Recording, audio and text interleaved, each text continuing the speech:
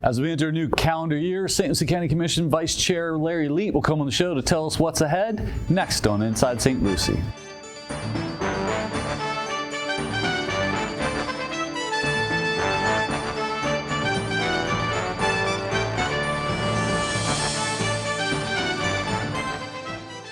Welcome to this edition of Inside St. Lucie, SLC TV's monthly government affairs show. I'm your host, Eric Gill, Communications Director for St. Lucie County. And on today's show, we'll sit down and talk about the upcoming fiscal year and calendar year with St. Lucie County Commission Vice Chair Larry Leet. But before we meet our guest, here's some upcoming events and announcements from the Board of County Commissioners. St. Lucie County offices, libraries, and attractions will be closed on Monday, January 20th in observance of the Dr. Martin Luther King Jr. holiday. Now for the latest updates about all St. Lucie County Commission meetings, workshops, and events, be sure to visit our website at stlucieco.gov and click on our comprehensive calendar in the lower right-hand corner. And if you'd like to be added to our press release distribution list, you can send me an email at pio@stlucieco.org, and we'll be happy to include you. And you can also follow us on social media at St. Lucie Gov. We're on Facebook, Instagram, and X. We're going to take a quick break. Before we do, we're going to check in with the latest economic development stats. St. Lucie County's tourism revenue kicked off the new fiscal year strong with a 45% increase in October compared to the same time frame a year ago. Overall building activity in unincorporated St. Lucie County increased by 10% in October, with 1,035 permits submitted compared to September's 940 permits.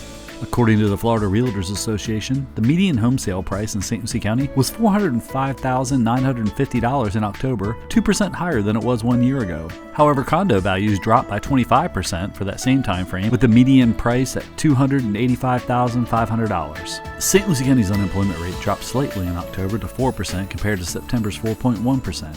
Statewide, the unemployment rate was 3.3%.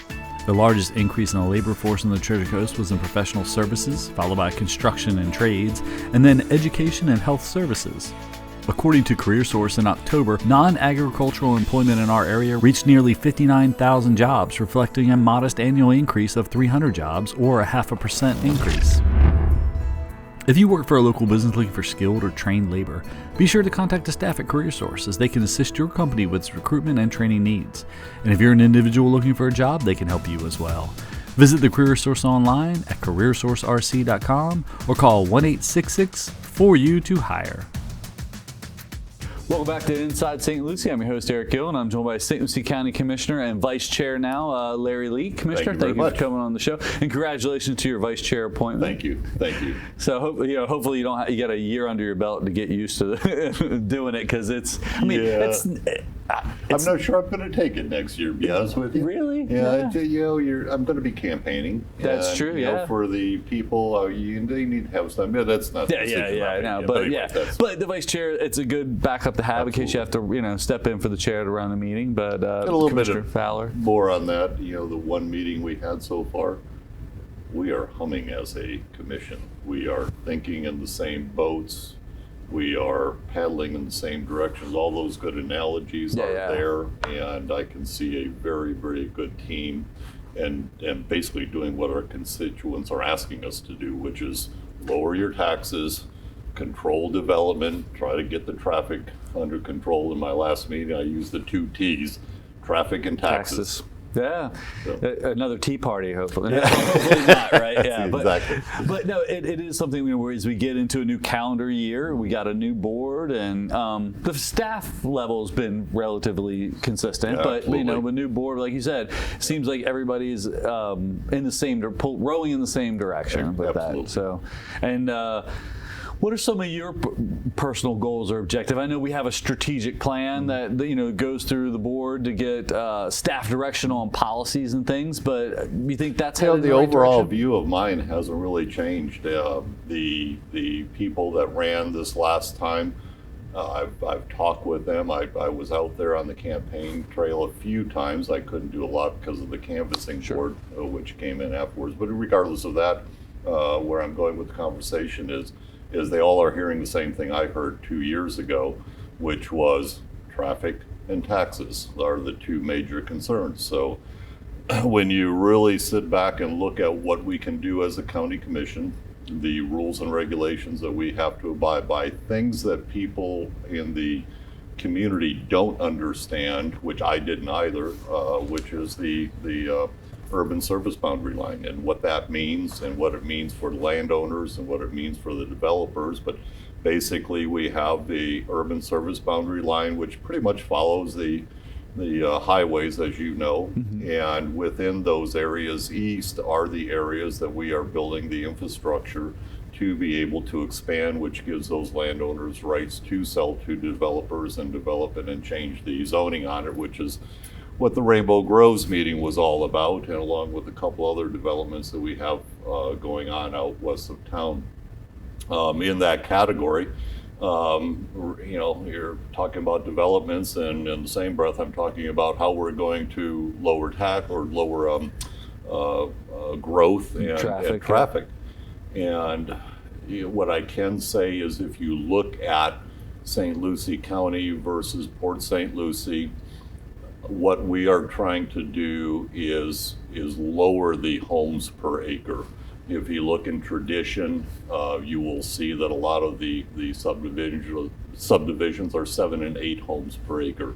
We're in the 2-3 homes per acre, trying to sprawl it out so that when we stop growing, it's not going to be high density and AG5 out there. So to have a little bit of a gap in there and a little bit better transition going into and for those who don't know, AG5 is agricultural. Thank you. It's okay. We talk in acronyms, but I knew what you were talking about. Yeah, and it is.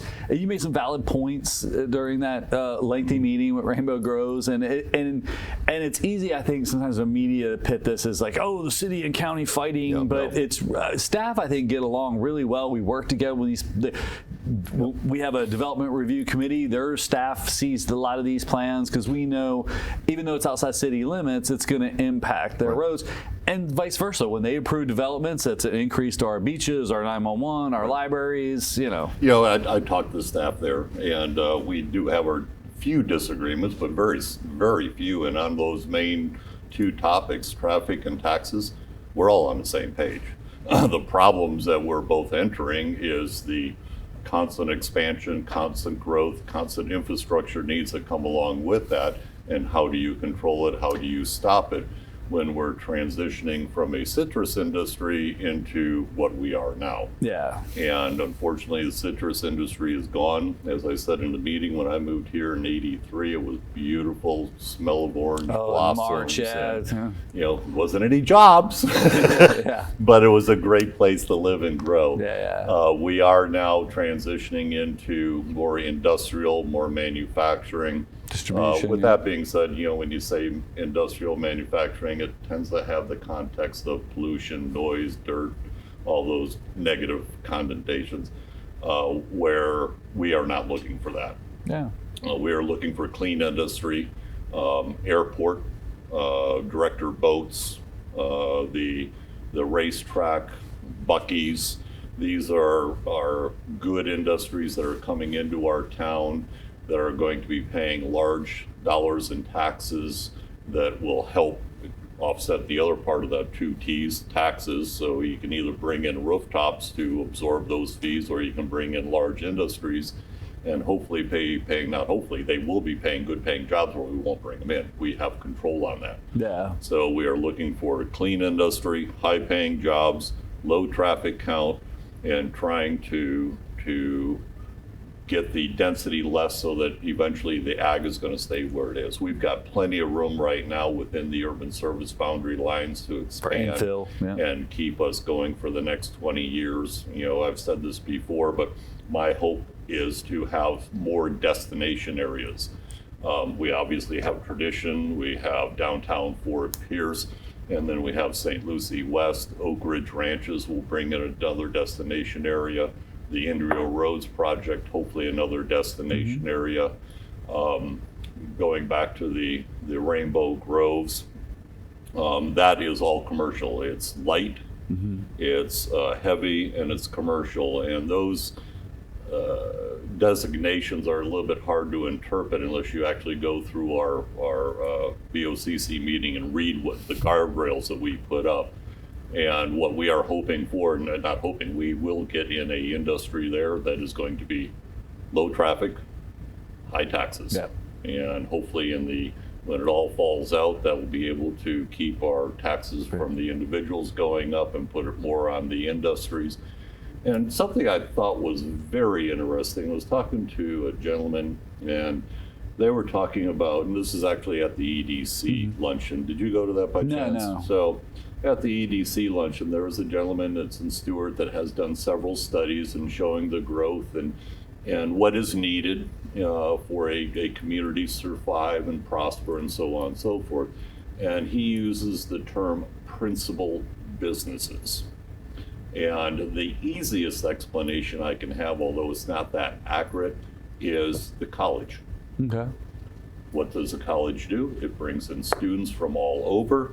They come in, they have housing, they have food, they have their living expenses, and that creates an economy in itself that helps our industries and our business people around here. So we need more of those type of industries where they're doing the actual manufacturing or the production or something, and the headquarters is here, so you have all of that revenue coming in. Of course, then the tax revenue goes right along with it. And they get to support ancillary businesses, like you said, food and maintenance, or AC or whatever. And that was his big recommendation. So the EDC is looking at this, the county commissioners are looking at this. So as we get these businesses coming in here, do they fit the parameters of clean, high-paying jobs, and preferably one that is moving their entire business here. A couple of other examples which we're not getting right now, but it's the financial sector coming in from New York. I mean,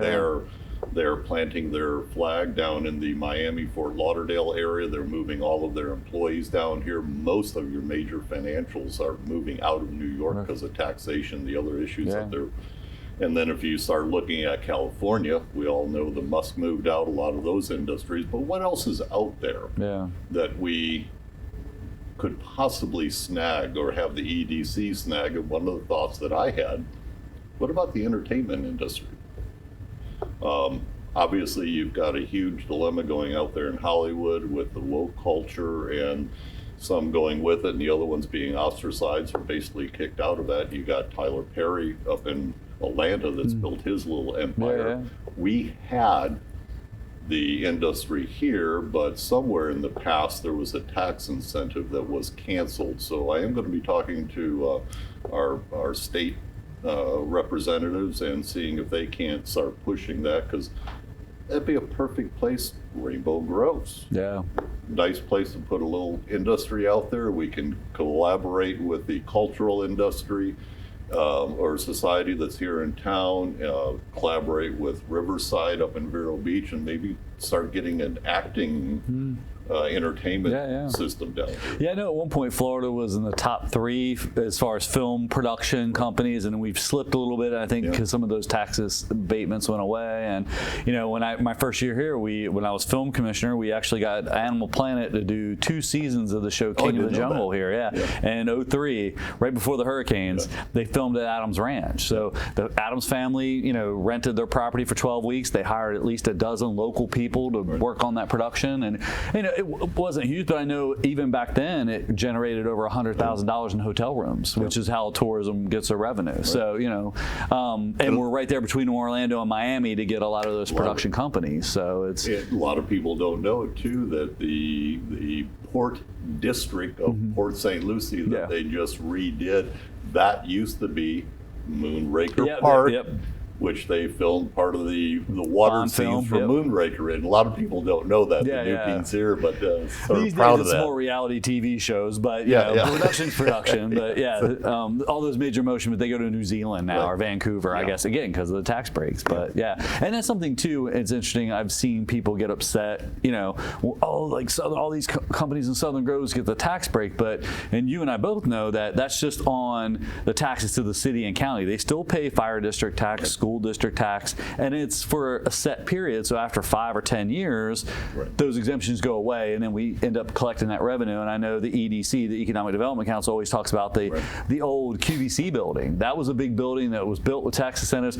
Well, those incentives have gone away. They're now paying hundreds of thousands of dollars in taxes now on that building. That and to add to that, exactly what you just said is correct. But Then you add into because there are parameters that we make them abide by with employment and minimal wages, and salaries, yep. and so on and so forth. So they're contributing to that in the economy during those times. They're getting some tax breaks. They're not exemptions, they're just tax breaks. Exactly. And it's tough. I just got an email this morning from a resident that, oh, my taxes have gone up and, you guys need to be less than the state average. Well, we are actually. If you look at what average residents pay in taxes, it's less than the statewide, all 67 counties. Right. People only focus on the one part of that equation when they look at the rate. Okay. And I did the math. I looked at this person's trim notice, and their property values went up 20% last year, which tells me they're not getting all their homestead exemptions that they should.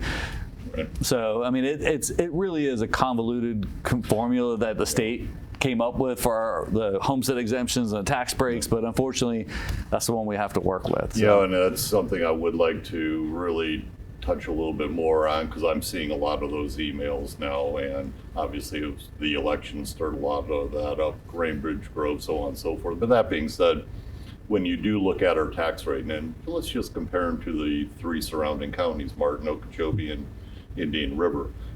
We are lower than Indian River and Martin County. If I remember numbers correctly, per 100,000, Indian River was 14 or 1,500. Sounds about right. And did I say Indian River? Martin County. Yeah. Was 14 or 15. And Indian River was somewhere around 8 or 9, and we're 7. Just a little bit more than Okeechobee in the 780, and they were like 720 or something. Yeah. So when you compare to the surrounding counties, and then take into consideration the home values in those two counties are more, I'm in real estate, and the average home in Martin County is about $100,000 more than the same home here. Yeah, which is why they can have the lower millage rate, because the values are higher, and it's all part of that balancing equation. And I hate to say this, but it's also why Martin County is considered one of the nicer counties to move into, because they're not looking for these industries. They're holding growth down. But I will say I'm hearing a lot of complaints from the residents down here that they're sick and tired of paying those higher taxes. They're looking at us going, our kids need jobs too. As you can see in Martin County, they finally got in Costco's there. Yeah. But they seem to be slowly jumping on that wagon going, we can't stop it, and we got too many people now on the other side of the fence going, we need a little bit of growth, don't want to go Fort Lauderdale crazy. Sure. And that's the challenge. I had a reporter recently said, well, what are you guys doing to prepare for the snowbirds? And I said, well, there's nothing.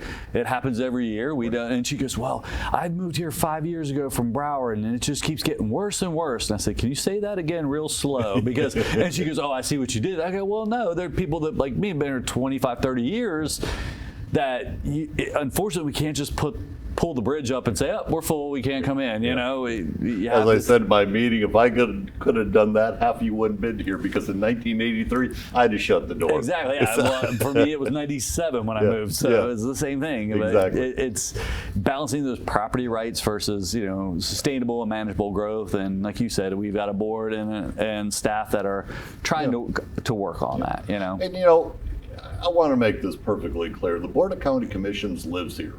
Work here, play here, raise our families here. We don't want it to become a Fort Lauderdale.